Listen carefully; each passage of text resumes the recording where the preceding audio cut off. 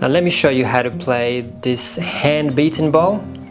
It's about 800 gram, and from top to top the diameter is about 17 centimeters. So it's fairly light. All the hammer markings can be seen on the outside, and on the inside it's been put on a lathe and made it smooth.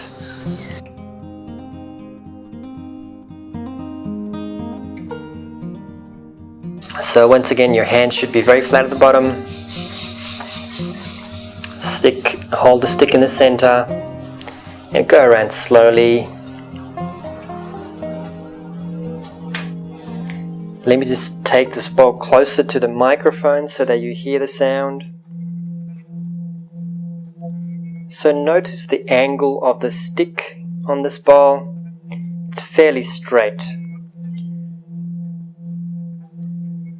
So unlike in Gulpa bowls, where the stick was about 60 degrees, on this one, because the curvature is not very sharp, you have to do it in about 80 or 75 degrees angle.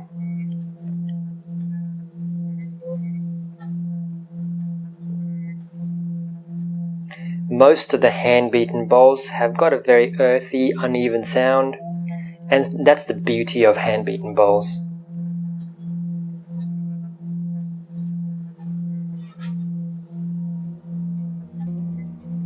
Make sure whenever you play the ball not to let your thumb touch the side of the ball, otherwise the sound will disappear very quickly. Out of all the bowls we have demonstrated, hand-beaten bowls are the most durable one. So you can tap the hand-beaten bowls and that won't affect the quality of the sound for a very long time. Whereas other bowls like crystal bowls and the cast bowls, if you tap it again and again, after about 5 or 6 years you will start hearing the difference in sound. And what it will sound like is when you do this, a sound won't continue for as long as when you had initially bought the bowl. Now let's pick a slightly bigger bowl. This bowl is about 25 centimeter in diameter, and for this one we're going to use a slightly bigger stick. This is a large stick. Again, hands really flat at the bottom, and go around.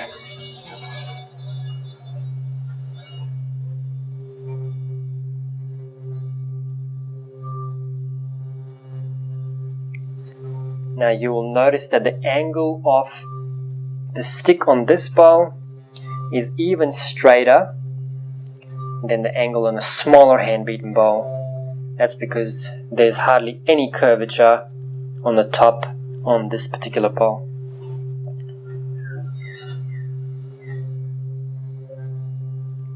The speed is very slow and the pressure is medium, so it's not a hard pressure. If you do apply hard pressure, then the ball will start making that scratchy sound like this.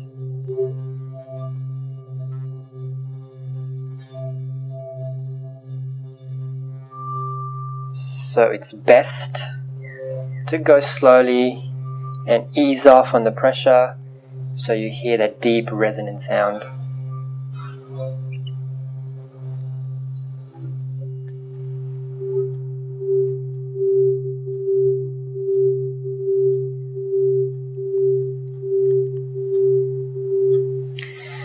One of the things you can do with a hand-beaten bowl is you can create a wah-wah sound. I'll demonstrate how to do that. Play the ball, tap the rim with a wooden side,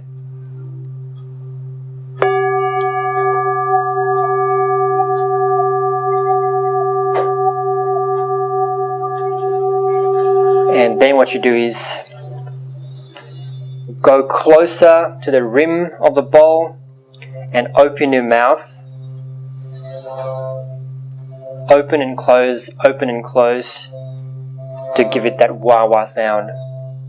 You're not really blowing on the bowl, you're not whispering, you're not making any sound, you're just opening and closing your mouth.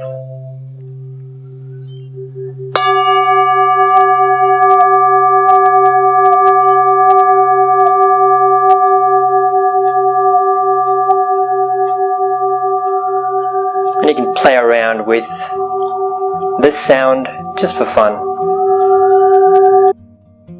Let me now show you how to play some of these hand-beaten bowls from the top view. This bowl is about 24 centimeters in diameter. So let's try this smaller ring made of silk on the outside and cotton on the inside. See how stable it is? Yeah, it is somewhat stable. These very thin pads. This might not work. Yep. You can tell if the cushions will work or not if you place it on the cushion, and if you give it a little spin, if it spins, then it definitely is not going to work. Let's use these pads. Yep, this is very stable, so let's just go with this one for now. Let's use different type of sticks to play this bowl. This is probably not the ideal stick for this size of bowl, so for this size, this stick is probably going to be the best, and this one will be too large. So for this size, which is 24 centimeter in diameter, this is the ideal stick.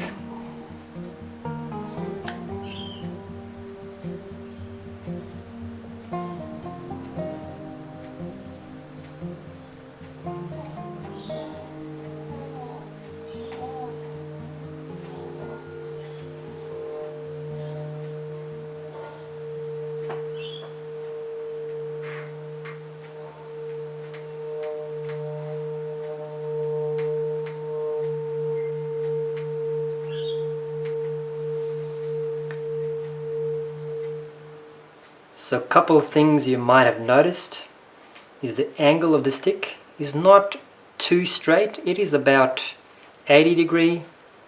Where I am holding the stick is in the center, so not too high. And the pressure is firm, but not too firm, because if I apply too much pressure,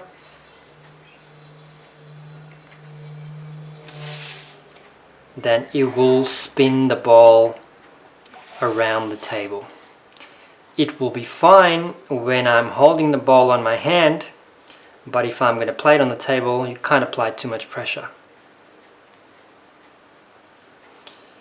Now let's use another base. Let's use this big round one.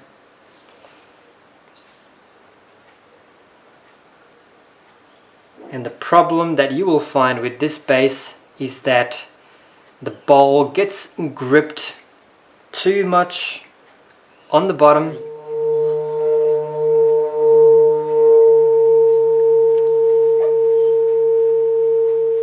So what you probably noticed is that as I was playing the ball, the sound started getting into a higher pitch range, and that is because the ball was being grabbed or gripped at the bottom. So this portion was being touched by the cushion, and it was restricting the vibration, which was restricting the sound, which made the sound go higher pitch. Let's try a different cushion.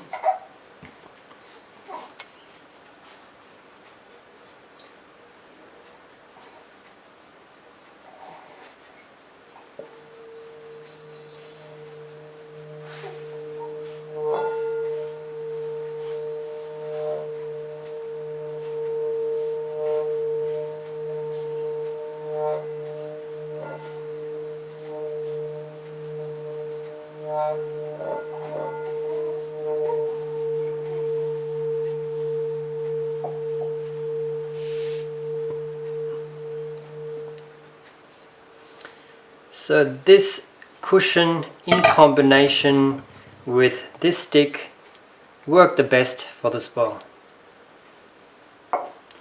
Let's try a slightly smaller cushion.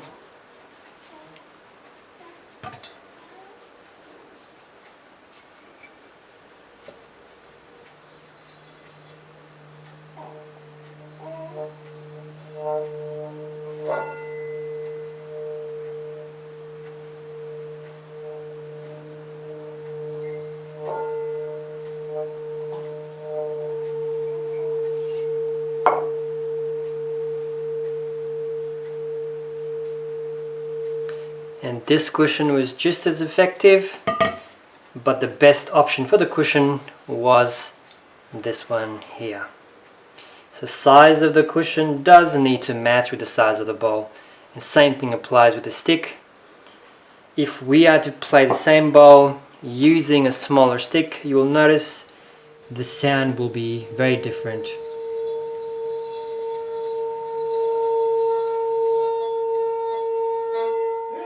You can also use gong mallets to play hand-beaten bowls. It doesn't work too well on the cast bowls, and never try it on the crystal bowls. I repeat, never try a gong mallet on a crystal bowl. Now let's use the gong mallets to see which gong mallet is the best for this size. Let's start with the tiniest one.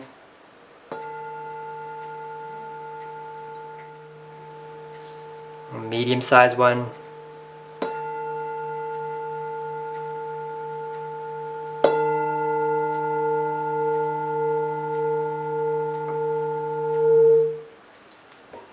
A large, heavier one.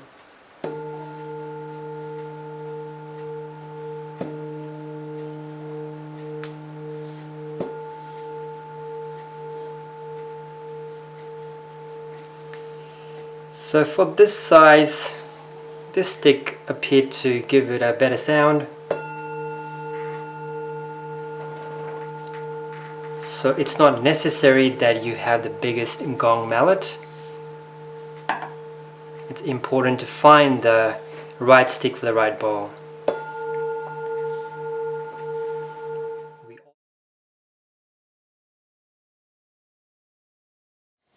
I just want to show you a technique where you can change the tone of some bowls whilst you are playing the bowl. So you can only achieve this with bowls that have got a thin rim, whereas this technique will not really work on the bowls that have got a thicker rim. So I'll just show you with these two bowls. So the first one,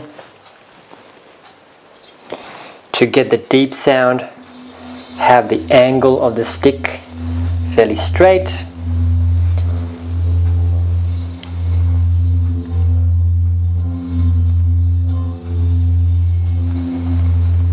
And to get that high pitch, change the angle, start pressing a bit firmer and go a little faster.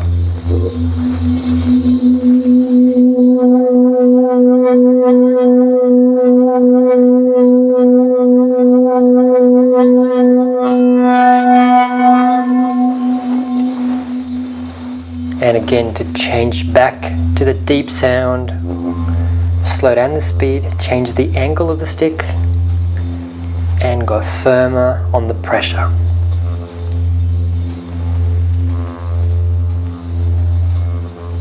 Let me show you the high pitch again.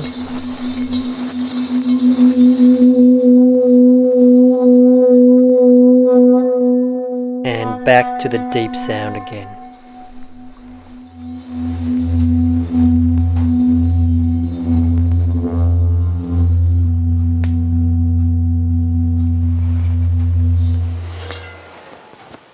Same thing with a smaller one that has got the thin lip.